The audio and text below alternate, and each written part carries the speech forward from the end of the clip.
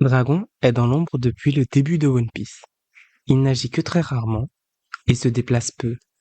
Et si le jour où il passait à l'action, se passait comme ça. Chapeau de paille est en difficulté. Pris d'assaut par l'équipage de Marshall D. Teach, il s'apprête à être livré à la marine comme son frère Ace avant lui.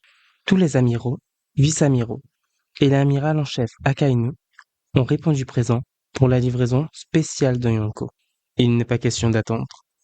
Nous allons exécuter Mugiwara dès qu'il sera entre nos mains, affirme Akainu, pendant que Teach et Katarina Devon avancent vers lui, avec Luffy attaché avec des menottes en granit marin.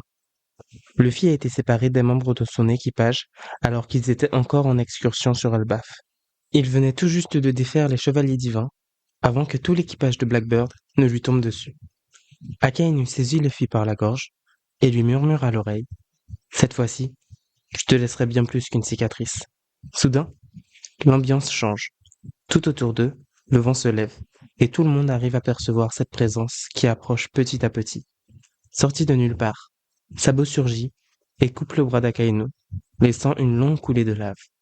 Il récupère son frère et recule avec lui, sous les yeux ébahis de la marine et de Teach. Alors que l'équipage de Teach s'apprête à intervenir, Kuzan crée un long mur de glace pour les séparer des autres, puis leur dit « Non, vous restez avec nous. » Le Mugiwara et d'autres révolutionnaires arrivent derrière l'équipage de Blackbird, et Robin se rapproche de Kuzan pour lui dire « Koala m'a tout expliqué.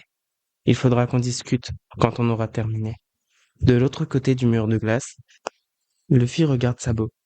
Il est surpris devant sa détermination. Le Gorosei arrive, et Warkuri affirme qu'ils auraient dû tuer Sabo la dernière fois qu'ils l'ont vu.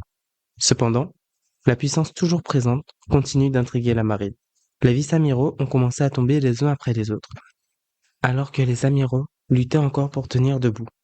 Nozjuro s'apprête à exécuter Sabo d'un simple coup de sabre, quand soudainement, Dragon surgit de nulle part et le repousse d'un simple coup de poing.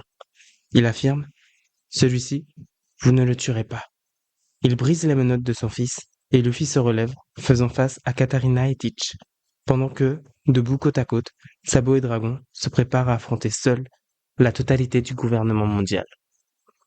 Si tu aimes les vidéos One Piece, n'hésite pas à t'abonner, je fais une vidéo tous les jours.